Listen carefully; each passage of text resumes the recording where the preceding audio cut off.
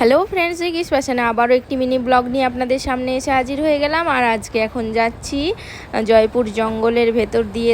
দেখুন কি সুন্দর লাগছে জাস্ট।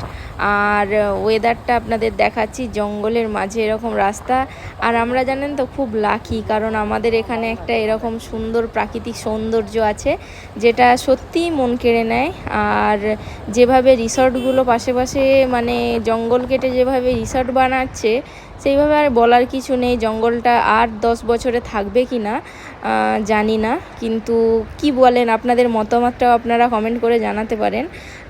আমার মনে হয় যে জঙ্গল কেটে এরকম না করাই ভালো। যদিও ব্যবসার কারণে মানুষ করছে, তবুও আর কি, জঙ্গলটা তো প্রাকৃতিক সম্পদ। এরকম আমরা সত্যিই ভাগ্যবান যে এরকম সম্পদ একটা আমাদের বাড়ির পাশেই আছে।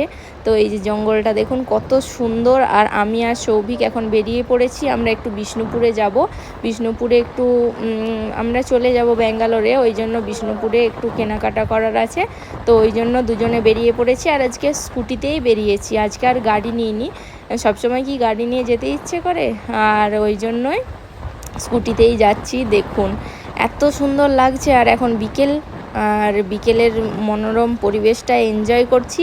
আর আজকের মতো ব্লগটা টাটা, দেখা হবে নেক্সট ব্লগে।